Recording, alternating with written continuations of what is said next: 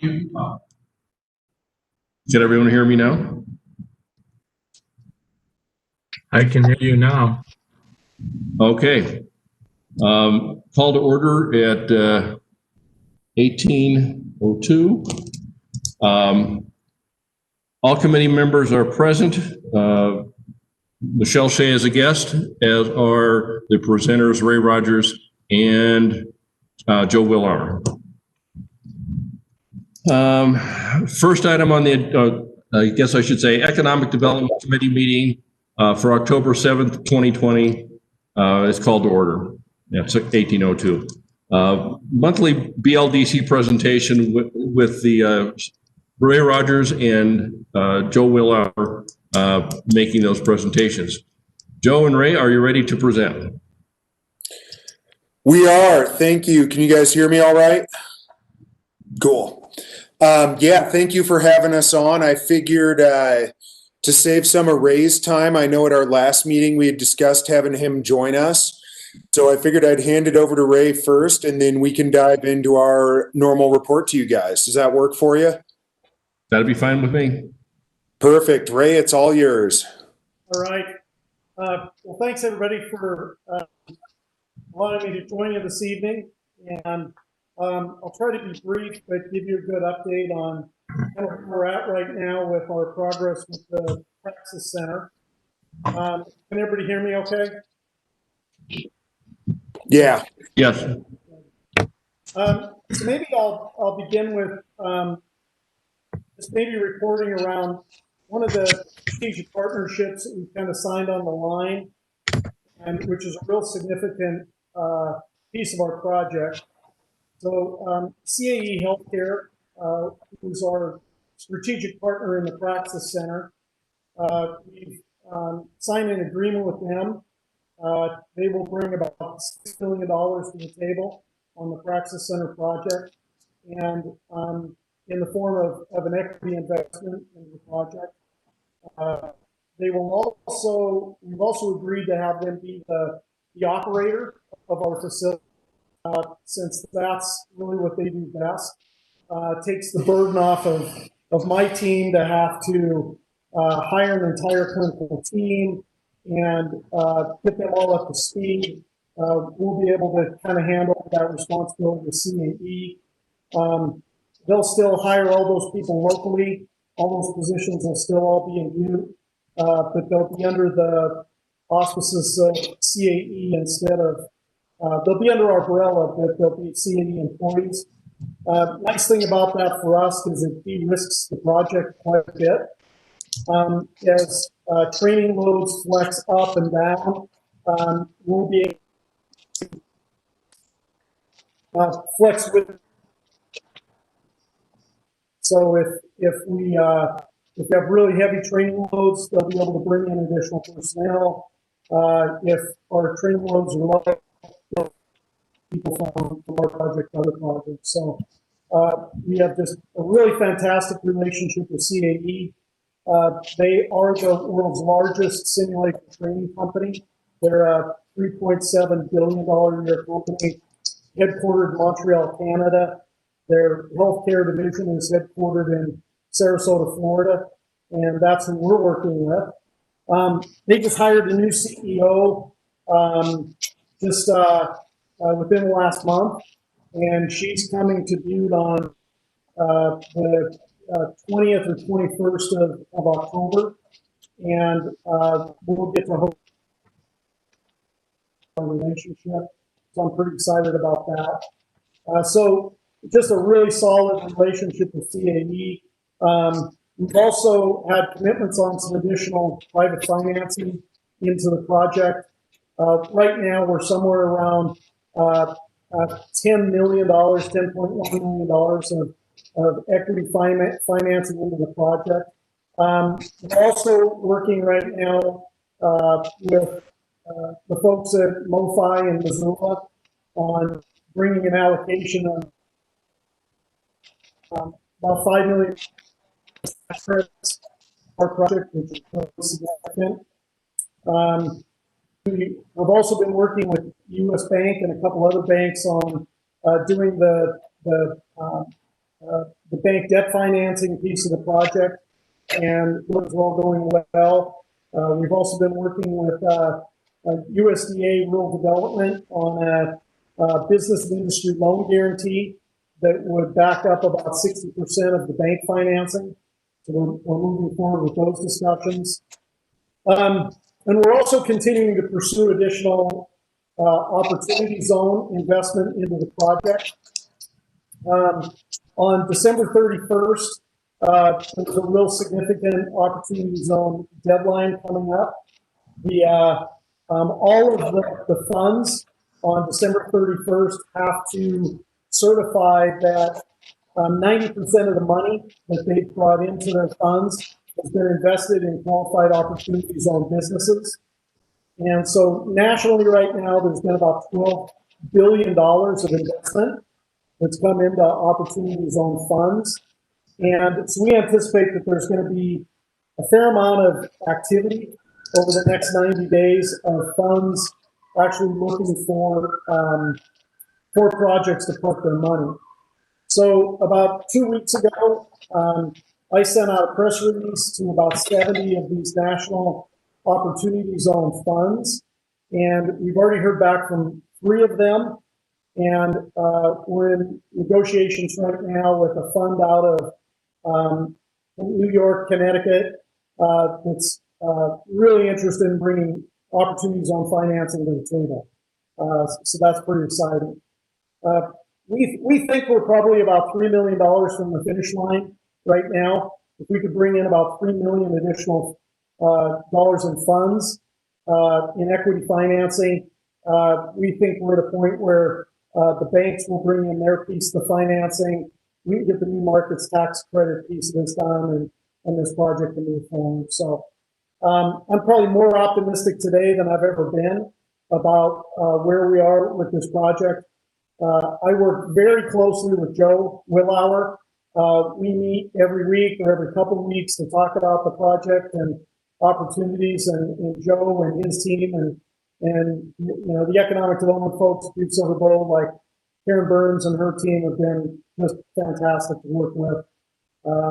So trying to put as many pieces together to build this really complex finance stack for the Praxis Center, but I can report that we're making really good progress. Another thing that we've done recently that I'm pretty excited about is we rebranded the Praxis Center. So we have a new logo. We have new marketing materials. We developed what we're calling an investor's ebook, which is about a 15-slide electronic presentation that we can send out to potential investors. And then we also have a new website, so you can take a look at it. It's praxis-center.com, and the folks that did that for us just did a fantastic job. We're in the middle right now producing a 2-minute video. One of the funds out of New York wants us to do a kind of a pitch video to their members, and so we're in the process of putting that together right now. We'll publish that to our website as soon as that's done. And so we've been doing a lot of stuff on the marketing side, and really working hard on getting this finance stack completed. And yeah, so far everything continues to go. So I'm excited about where we are. All of our project team members are still on board with us, which is good. And we're just cranking away. So I'll leave it at that, and be glad to respond to any questions that any of you might have. Thank you, Ray.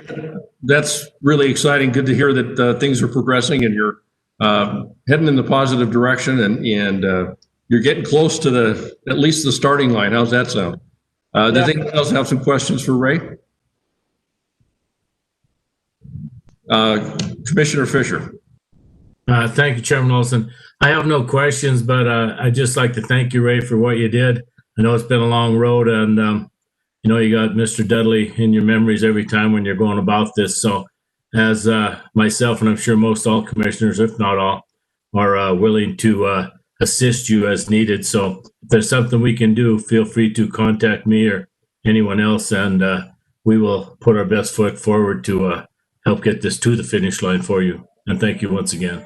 Well, thank you. I appreciate your kind thoughts and thoughts about Pat Dudley. You know, Pat's always on the back of my mind as we move this thing ahead. And I spent some time recently with our architect, and we're going to do something special in the facility for Pat, which will be fun, and dedicate some space to him, which will be really nice. So, thank you. Appreciate it.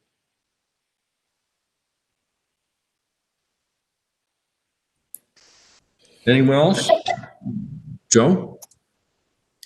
All right. Thank you, Ray. I hope that's what you guys were looking for. And as always, if we want more special guests in the future to go into more details on projects, feel free to let me know and we'll make sure we get it lined up. So I sent out a report that I think I got to everybody except for Eric. And Eric, I'll email you a version of it when we're done with the call today. Starting out on the recruitment side, things have been every bit as busy, if not busier, than the last time I spoke with you guys. We've seen significant interest out at the Connections Park, which is always really good. We actually went out and toured some staff through there today that hadn't been out there since Wausau, and a few of the new projects have been completed. And things are going really, really well. At the last meeting, I probably said I haven't been out there recently, and I've been out there about once a week ever since. And that's definitely a good thing. We have two small manufacturing businesses in the 4 to 5 job range starting out that are looking at Butte in general. I think they're good fits for the Connection Park. One of them is definitely very interested. The other is a little earlier in the development of their business itself, but I think both would certainly be good fits for what's out there. One is probably a business that would likely to stay kind of smaller. The other has some serious upward potential if their technology took off. We've also been working with a larger business that we wrote a Big Sky Trust Fund planning grant for to do a feasibility study to see what it would take for them to site at the park. They were one that was really interested in Butte simply, I shouldn't say simply, because of the assets that are at the Connections Park. They need that access to rail. They need that access to the I-15, I-90 interchange. They currently manufacture overseas, and this would be the first project that they would onboard into the country, as well as having the foreign trade zone, which I know is one that I haven't talked with you guys much about. But that asset, when combined with everything else that the Connections Park has to offer, it really puts us over the top throughout Montana. I know in their site selection process, they were looking at Montana in general, and they were looking at a couple other industrial parks for potential, and we rose to the top because of the assets we have out there. So the project we worked on them with is feasibility. It's obviously a long ways from being a done deal, but knowing that what we have out there is working and is only going to get better with the $3.2 million grant EDA awarded, I can't say enough good things about Kristen, Rosa, and the team they have that's putting those side of things together, because we're definitely seeing dividends on it with the economic development side. The other big, more industrial commercial type project we responded to was a request from the governor's office for a building for someone in the outdoor manufacturing space. They sent that one out to everyone in Montana, and I know it's a competitive bid or a competitive RFP process throughout several Western states. They were looking for a building that had 70,000 square feet and a few other more unique items in terms of power supply and some of that sort of stuff. And we actually did have one in town, which, given how much space has been taken up in the last year, we were excited about. So they really just wanted an outlay of the building. They wanted, 2 pages, question and answer. We submitted that, as well as a full community profile that was tailored to the outdoor recreation industry in general. We didn't receive a ton of information about the project specifically, but we went above and beyond what they requested with the best hopes of putting the best foot forward, and we'll see how that one goes. It's definitely a larger national search, but it's always good to know we're in the hunt. And that process was actually really interesting for our team. Cassandra on our staff does a lot of the design work with that. And we pulled some of the information that had been sent out a few years ago on a similar project And I know I've showed you guys these documents before, but it was eye-opening to see how much we've improved in that regard and how professional the materials look and what's going out the door versus what had happened previously. And it's really a testament to the teamwork from everyone on our economic development team to be able to put their heads together and come up with really, really good information and in a quick, timely manner. I mean, that was a response we turned around in about 4 business days. So always on the forefront there. And then I know I spoke a lot last time about the interest in redevelopment and particularly in Uptown. That trend continues to increase. I was talking to someone yesterday morning and actually made the mistake of saying, this week, gosh, I haven't had a call yet. And within about 2 hours had another call for a property in Uptown. There's been a significant amount of properties that have already been purchased. I can think of 3 or 4 off the top of my head that have changed hands recently. And that development interest for mixed use, multifamily redevelopment in Uptown is as busy as we've ever seen. And so significant interest there. We walked through the O'Rourke building last week. If you get the opportunity to go check that project out, it's moving along well. It's incredible what they're going to be doing with that property, as well as the Kenwood. They purchased that space also. And like I told them, I mean, they were ahead of the curve. They bought that property about 3 years ago. We assisted with that deal on the lending side, and they definitely got in when the time is right. And we're certainly seeing a significant uptick in interest. I'm sure some of you on the call saw that Butte was actually listed in Forbes magazine as a Zoom town. So one of 7 cities across the country, including like Martha's Vineyard, is a community to move to telecommute from. So definitely interesting for us to get that national level spotlight. I haven't seen a ton of that stuff in my 3 years at the BLDC, or even, coming up on 8 with my time at Headwaters, but we're certainly on the map. I think any real estate agent in town would attest to that right now. And that side, the recruitment side, the redevelopment side is really, really, really strong. I'll also put my pitch out. We have a bunch of money that we're looking to relend. If you have business projects that need to borrow, please send them our way. We've got a couple in the pipeline that are going along well and are excited to get that EDA supplemental funds out on the ground. Before I move on to some of these other items, does anyone have any questions about recruitment?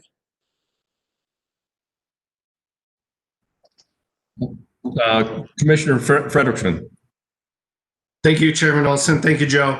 I guess not necessarily recruitment, but in my district, Three Bears and high altitude and that area, there's a lot of work going on in that field by the Harley Davidson shop and Three Bears. I didn't know if you or anyone else on the committee knew what was going on.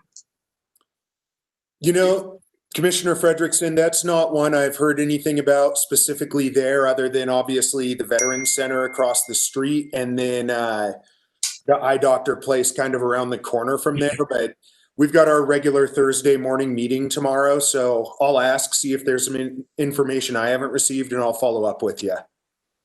Yeah, usually, I'm assuming since they're moving so much dirt that they've gone through the process, but I've never. Usually those things come up when we're on council, so that one must have slipped past me.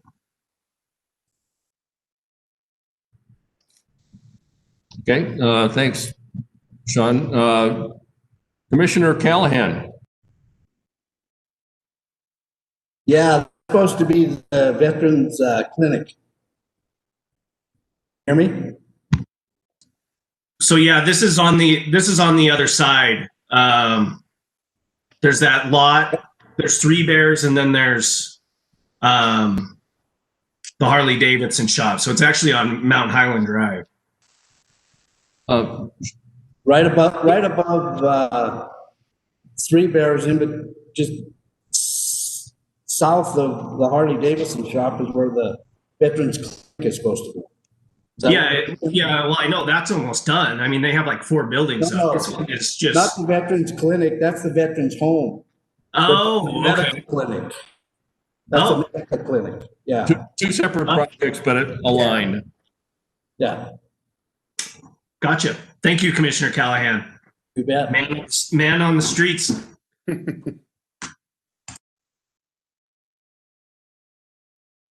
Commissioner Fisher. Thank you, Chairman Olson. Thank you, Joe Wilhar. Appreciate you being here once again. Joe, are we getting any conversations going with the operators of the mall or the Kmart store? I know that we've always had a little difficulty dealing with the people that own them facilities, but it seems like things out in that south area are starting to move pretty well. And I know that there's talk, about the new dealerships being built and the property being sold where the GM store sits now as the lease goes. But have we had any information come in or anybody dealing with the owners of the mall and the Kmart store to see if we can do anything to assist them in trying to fill that vacant area? We have had conversations with both since I saw you guys last. And those conversations are definitely going well. I think one of the really smart moves you guys made was implementing that urban renewal district for down there. I know, and I'll talk some retail as well as I get down lower in my report, but having that URD has been a really valuable tool to include that in our retail recruitment, and it's definitely led to more interest as we're talking to those folks. The mall's obviously a challenging piece of property because it's so large, and that model of retail has certainly changed throughout the country, but we've talked to ownership from there as well as the Kmart building, and a lot of that had spawned from the development of the URD. So yeah, those conversations are definitely taking place.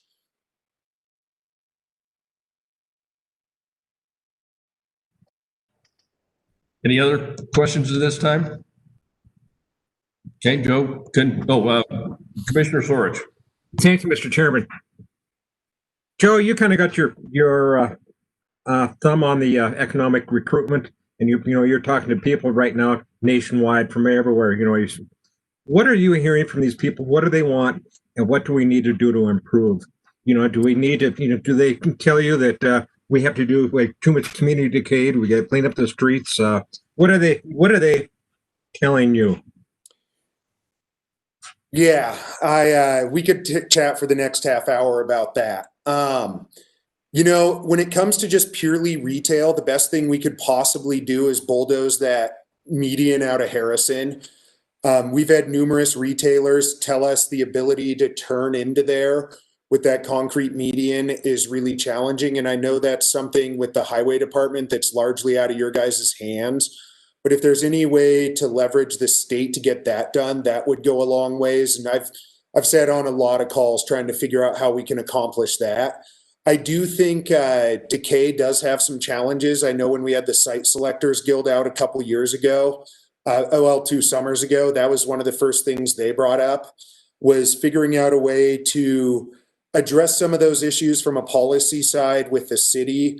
There's actually some of the brownfields things we've been doing. One of the conferences we went to last year had some really unique ideas for that. And it's something I'd be happy to talk to in more depth about. 2.5 years ago, we applied for funding to get, and this is a simple project, but it's something if you guys are interested, we'd be happy to take the lead on, is getting vinyl veneers for some of our vacant buildings. So that rather than having a boarded up building or a glass window that's empty, we'd put up a veneer of like a brewery. And we'd have a big sign there that said, this could be the future home of a brewery, or this could be a coffee shop or a restaurant or whatever. And so there's some of those things we've tried to tackle. I can report back. One of the things we regularly hear when we're recruiting businesses is that local government is easier to work with here than any of the other communities. And that even goes from Montana. One of the deals we're working on is from a business that would move from another community within our state. And they have done nothing but speak highly of the ability to go through permits, work on that side of things, have one group to work with. And so I know that's definitely a spotlight. If I were to single out things that I think could definitely help, when it comes to Uptown investing in redevelopment projects, redoing streets, a lot of like what we've talked about on the Galena corridor, a lot of what we've worked with on the Uptown master plan, those type of things. And then just making sure as those things come to fruition that we follow through and execute on some of those ideas, because there's just so much opportunity in our community, and especially redeveloping uptown, that I think as we get those plans further along and look to make those investments, it's something that we will definitely see a return. Thank you, Joe. I think another plus is recently we approved the mothballing ordinance for buildings, and that'll give us some teeth to get at least the first floors of most of the uptown buildings taken care of, and at least look like they're ready to move in rather than ready to be torn down. So I think that's going to be something positive. We just need to make sure that we follow through on that and not ignore it and use that ordinance to bring in folks and clean up the uptown. Well, the whole town basically. So. Yeah, when it comes to uptown, I mean, I know I've said it a lot, but our biggest challenge is we have so much. Like the building inventory is gigantic given our population size. And so that creates some unique challenges, but some unique opportunities as well. Yeah, one of the positive things, I don't know if anybody's been down on Mercury Street between Montana and Maine. Last time I drove by there, the Walsh Construction building was gone, and they were working on getting the Dairy Queen put in there. So I think that's fantastic, and that's the sort of thing. There wasn't much hope for that Walsh building, and we need to that sort of thing where we can get rid of some of those decayed buildings and put them to good use for other purposes. So I'll let you continue, Joe. Any other questions? Anybody? Oh, Commissioner Fisher. Thank you, Chairman Olson, once again. And I'm all for Uptown Butte, but I think sometimes we're putting too much emphasis on the Uptown Butte area and not enough emphasis down on the flat, where we got the Interstate 1590 interchange coming through.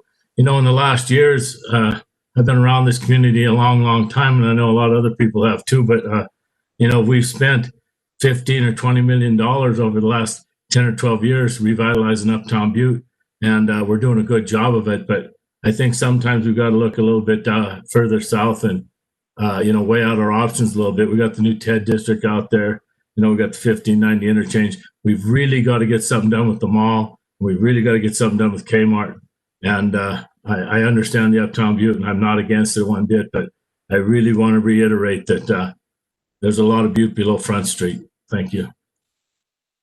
Commissioner Fisher, I completely agree with you, and that's why I'm so excited to see that URD, because as you mentioned, we have seen the success that the URA has brought to Uptown, and I'm very optimistic that the URD will have the same effect out on that South Harrison area. So it's only been implemented for about 6 months now, so we're certainly excited to see what it'll do. And yes, I completely agree with you.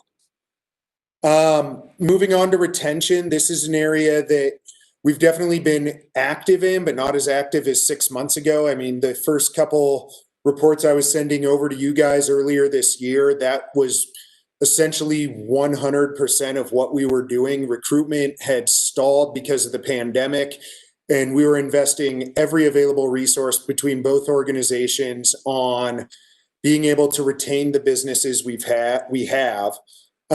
Overall, Butte's done a really good job at that. We've lost a few businesses, but I know compared to some of our neighboring communities, we haven't seen the impact like others. Right now, the funding stream that we've been working on has been the CARES Act funding since our last meeting. A lot of that funding from the state has hit deadlines, and with the announcement this week that there won't be any further CARES Act funding from the feds in the near term, it's going to be interesting to see how all that plays out. I do know the state still has available dollars they're getting out there. A business adaptability grant to support PPE costs is still going. And then we're continuing to partner, obviously, with Headwaters and offer a bunch of trainings for small business owners, and really doing a lot of those things that we've been doing this year digitally, having good attendance, and still doing everything we can to make sure, well, it's nice to be able to recruit new businesses to town. We want to make sure the ones we have are staying healthy and are able to continue to move forward. Wausau, so I mentioned that earlier. We worked with Wausau to apply to Big Sky Trust Fund for about a $60,000 workforce training grant. That's one we don't typically do, but we're really excited to have them come to town. It was an opportunity that they brought up. And so we wrote that for them. We should find out shortly if that gets awarded. Those 14 jobs are all BSTF eligible, so over $20 an hour. They're looking for a lot of truck drivers. So if you know of anyone in that industry that's looking for work, I know that's where their hiring plan is headed. And like I mentioned at the last one, if you haven't been out to see their building, go take a look. It is gigantic. Tying directly to that, we were on an initial call since our last meeting with Highlands College to help them develop a CDL program. That's one that, given our geographic proximity and the ability to leverage that I-15, I-90 interchange when it comes to distribution, the trend we've seen with Wausau is only going to get better, where we see more and more distributors looking at our community. And so we want to be able to have that locally, where someone can go get that CDL license right in town, doesn't have to leave Butte to get that training, and we can support our job market from that side of things, so that they're able to get the training that way. And Highlands has been really, really good to work with when it comes to that side of things. Commissioner Sorich, one of the other items you asked about when it comes to making our community attractive is workforce. And we thought that that was going to be less of an issue this year with COVID, but our unemployment levels have ticked back up some, and making sure that we have college, and all the way through our school system that's aligned with business is something that we have actually, I would say, improved on a lot in the last couple of years. And making sure that we are workforce ready is something that businesses always want to see. And Highlands has been a really, really good partner in that regard. Retail. So we've been continuing to work with Buxton. We've reached out to the leads they've provided. We do have one that we've been having continued conversations with, that I think there's actually some potential momentum there that would be really good. Given 2019 and the complete lag in retail recruitment, it's an unfortunate year for us, honestly, to be able to try that program to its full ability, because we knew going in, once COVID hit, a lot of those companies just aren't looking to expand right now. And especially on the restaurant side, the initial list we had a few restaurants in there. Those ones are really scaling back. They're looking forward more now.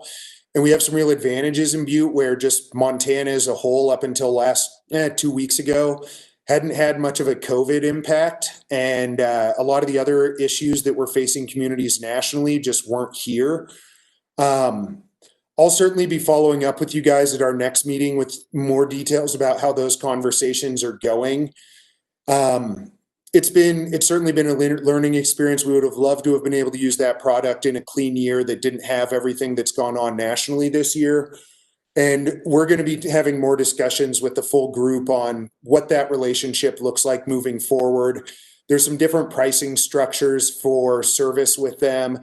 And at our November meeting, I'm anticipating reporting back what that relationship will look like moving on. I know retail is one that there's always lots of questions on, so I'll pause. Do you guys have questions specifically about those items? Joe, I have one question. Beyond the recruitment of outside retail into Butte, one of the other features is local businesses can use that to maybe attract more customers to them. Has that been used much in Butte?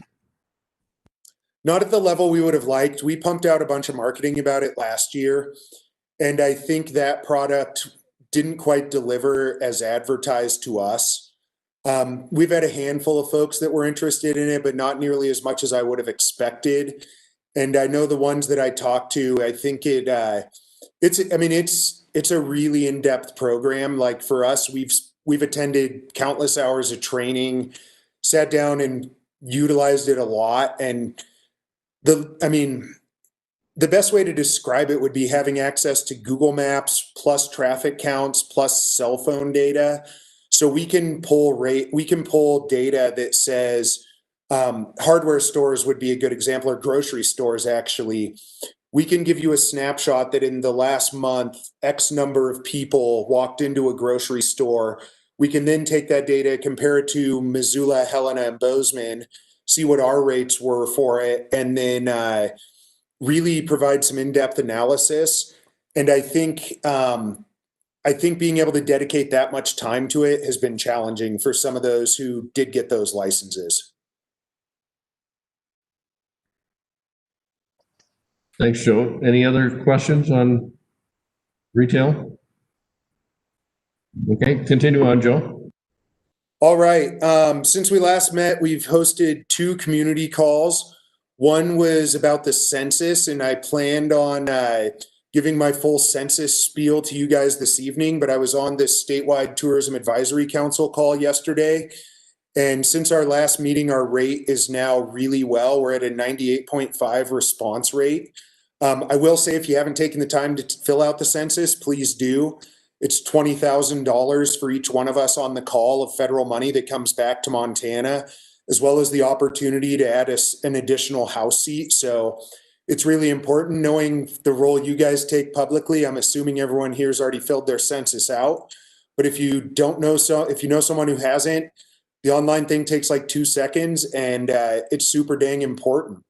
The other call we hosted was to make sure we were aligned with our realtor community in terms of the properties that, or the programs that are available to assist with redevelopment. So you brought up the property over on Mercury, and that's a great one because that was a brownfields project that we were able to work on and provide assistance for phase 1, phase 2 environmental assessments. And that's a program that I know I've spoken to you guys about a ton of times, but that's the type of property that it can change. When you think about anywhere in Butte, there's no shortage of properties that have been impacted by petroleum as well as hazardous materials. Getting that stuff out to them, the URA, the URD, the TIF. I mean, when you really start stacking those things together, there's a lot of opportunities that can provide a developer incentive to locate or redevelop within our community. And so that call was really well. We had over 20 attendees, which I know everybody's zoomed out at this point of the year. And so we were very happy with the participation levels and getting that information out there. The Mitsubishi Project is one that is continuing to tick along. We actually provided testimony to the state Environmental Quality Commission. We've been working with Matt Vinson a lot on that to basically make sure that Mitsubishi knows that our community is ready to do anything we possibly can to see that project sited in Butte. As we probably started talking about this one about a year ago, and it's definitely a long-term thing in terms of a lot of the immediate resources that BLDC or Headwaters can provide. You know, they're not a company that obviously needs startup capital or those type of things, so, or technical business advice. So there's a lot of those things that aren't a resource for us, but what we can do is make sure the right people are at the table. And Montana's great where, you know, we have a meeting with them and we have all of our congressional delegation there. We have folks from the Gov's office and making sure that there's not hurdles put in the way. I know moving forward with the upcoming legislative session, we'll be working in lockstep with them to make sure that any sort of legislation they need is getting put before our state legislature and making sure that things are set up so that they can come to Butte, which really, I mean, we're talking a $500 to $1 billion project. It's, I mean, economic impact, it's like having another REC located in town. So something that obviously really, really big picture, really, really long-term, but something we're very excited about. The last one I had on my list that I wrote down, and then I've got a couple more I added, the Anaconda Arco emergency loans. I know we discussed that one in depth. We did send out letters after our last meeting. We've had 2 loans completely pay off in the meantime. So 2 loans that are fully back to us, which has been great. Those pretty well all come due next week and the following week. We're getting ACH payment information out to the borrowers. They all have that stuff so they can get signed up. I know our loan officer or loan assistant will be picking up some of those tomorrow.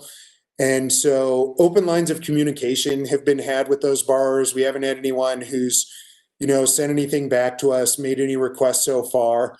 And that program, as best as I can tell, is moving forward as anticipated. Obviously, we did, I believe, 19 loans total. And there's definitely going to be some hiccups along the way, but so far so good when it comes to that. And as we talked about at the last one, we sent out the bills. We'll know a lot more at our November meeting at what that looks like. The other item that I didn't write out, and I actually had, oh, sorry. How much total in loans did you actually loan out over that time? I sent that out last time, and I can get you a real number, but it's right around $130,000. Okay. All right. Thanks.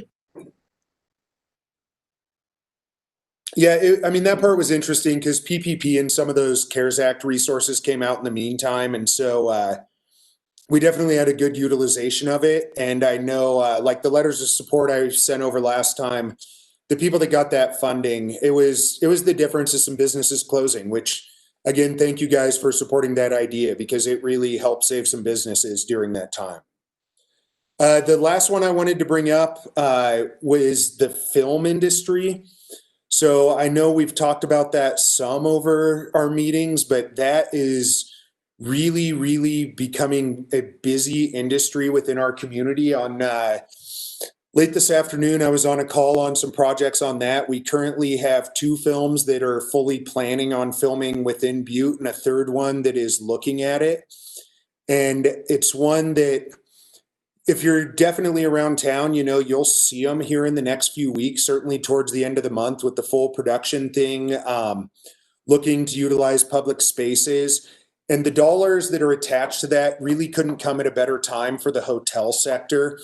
One of the industries that you see a lot of those film dollars impact is our hoteliers and our restaurants. Restaurants have done okay through COVID. The tourism season being busier than anticipated certainly helped them. But the hotel traffic has still been down drastically. And on the Tourism Advisory Council yesterday, that's not a thing that's unique to Butte. All of our communities throughout the state are experiencing that. And all the data that we were provided is that many of the visitors that were coming from out of state this summer, because we all know we had a ton of them. I mean, the number of out of state license plates running around our town has been tremendous this year. But a lot of them were utilizing VRBOs or camping or bringing their own RV. So from a community standpoint, the film projects are very beneficial because they are going to support those hoteliers that really have had a difficult year, as difficult as any industry that we work with. So we're excited to see that. We certainly anticipate more. I know there was one big film that didn't actually come to our community, was fully planning on it. And it's because the lead actress is Canadian and couldn't get across the border, which unfortunately, that's out of all of our hands for the time being. So with that, I'm definitely open to any questions you guys have for me. Commissioner Fisher, and then Sorich. Thank you, Chairman Olson. Thank you, Joe. Good report. Kind of off the beaten path a little bit. What do you know, or how's progress, or how's things going at 40 East Broadway at the old Northwest Energy Building? Yeah. So their plans for their initial phase definitely changed some because the first thing they were going to do was a co-working space. And those things are obviously not happening right now because of COVID. No one's encouraging people to go sit in an office. And so that has definitely slowed down. I know they're still working out the facade improvements, and that's one of the things that's going to be moving forward. They also, Yellowstone, the TV show, moved all of their production over to Ravalli County. And so I think Steve's pretty well had his hands full with that side of things and making sure that goes smoothly, as well as they had an announcement on a studio project within Missoula. But from all the conversations we've had with them, which has been recent, they're fully planning on executing the plan they have for 40 East.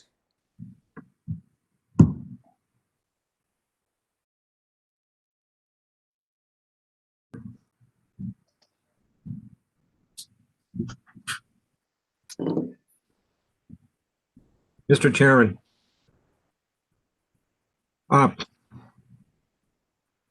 Joe, I guess I got a question for you also. You mentioned earlier that you said while you're doing recruiting, there's businesses from Montana that are looking to move from another community to Butte. You know, what are the reasons behind that? And also, I guess what I kind of asked earlier, what do we got to do to start curbing community decay if that was being talked about? And it's, is it because of, we still have affordable housing? Obviously when you're looking for workforce, the tax rate in Bozeman went up by 23%. Are you hearing these companies saying that that's one of the big reasons because our property values are still reasonable? Or what? Yes. Why are they? Yes, that's an easy answer. Okay. Well, no, I can definitely expand upon that. I think there's a few factors to it. Number one, affordable housing is a huge thing. We've obviously seen a significant uptick this year in Butte, but we're still 50, 75% less than Missoula or Bozeman. I mean, there was a report out right around the time of our last call that the median home price in Bozeman is $600,000. I mean, that's really, really expensive. And ours has definitely gone up, but it's nowhere remotely close to that. So the affordability of property plays a big part into it. The affordability of housing, definitely, where you actually can have a workforce that's doing a manufacturing job and can afford to buy a home. And then, last year we had the second highest net in migration of any community in Montana behind Billings. So that's Montana people moving to other communities within Montana. And I would expect us to be in the top 3 again this year. We've had countless conversations with people moving to Butte from other communities within Montana, in large part because of the affordability, in large part because of the ability to telecommute now. The O'Rourke building's a great example. Jeff and Danielle Zimmerman that are taking on that project were living in Denver for a long time. They moved up here because of what they were doing with the project, what they saw in our community, and the fact that their money goes a heck of a lot further in Butte than it does in Denver. So in terms of the community decay and that sort of thing, I mean, for me, we'd certainly love to see some of those items addressed. That's obviously out of our wheelhouse in terms of things we can tangibly act on, but making sure that we're following growth policy, enforcing regulations and those type of things. I mean, that's certainly where I see that stuff going, is making sure things are being enforced. Thank you, Joe. Thank you for the good report. Commissioner Callahan. Thanks, Chairman Olson. Joe, you had mentioned that we're at 98% counted on the census. Is that statewide or is Butte-Silver both? Statewide. So that was shared with us yesterday on the TAC call from Mary Craigle, who's the Department of Commerce's census person. We looked at the data because it kind of caught us off guard because we've been really on top of the census. And when we looked at the map, it hadn't been updated yet. But yeah, that's a statewide number she provided. A lot of that data stuff is it's confusing to me, to be honest. I know enough about it to be dangerous. I know that we were getting information from the state that a couple weeks ago rates were really low. But those were the words right out of her mouth, was we're at 98.5%. We want to get to 99%. That's great news. Yeah. I think we should petition the census to stop so that we can, since we're at 98% and other places are at 50 and 60%, we can get our representative back, our second representative.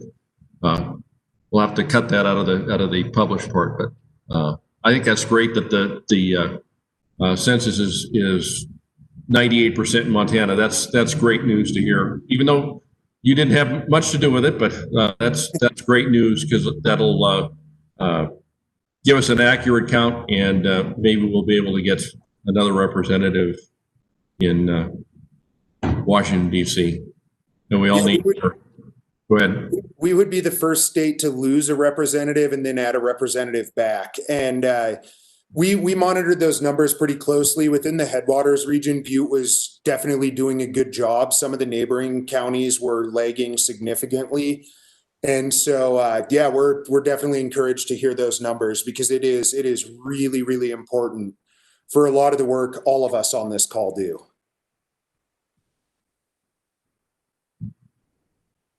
Okay, any other questions for Joe? Commissioner Fisher. Thank you, Chairman Olson. No questions for Joe. Thank you, Joe. Great report. Keep up the good work.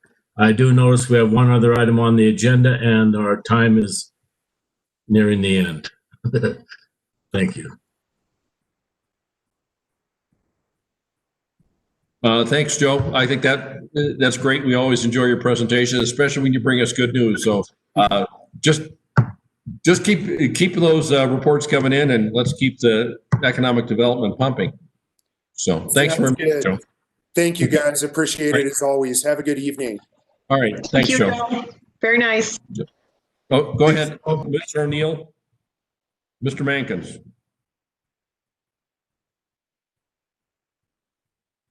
Okay. On to the second item on the agenda, communication number 2020-28. Ed Vanderub, Heritage Project Chairman, requesting Council Commissioners and the Economic Development Committee to encourage and facilitate the formation of a local heritage area and local heritage area coalition. That has not changed from last time. I think we should hold it in abeyance until the National Park Association for Bozeman continues their committee formation, and they'll contribute to that cause. Any discussion on that? Commissioner Fisher. Thank you, Chairman Olson. Have we or anyone heard anything from Mr. Banderov about his input, or is he content with us holding this in abeyance? Or I see he's been writing a few other emails, and I just want to make sure you don't feel ignored. He participates in a lot of our events. I have not seen anything from him, but maybe we should talk to him, and he probably understands with the COVID thing, everything's kind of up in the air, especially on things like this where you need to talk to a lot of people, get meetings together and whatever. So, but Thank you. okay. Any further items? Do I hear a motion for adjournment? Motion to adjourn. Second.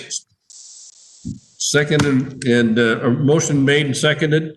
All those in favor? Aye. Aye. All opposed? Thank you, folks, and see you at the next Zoom call. All right. Thanks. Thank you. Thanks, ladies and gentlemen. Good night.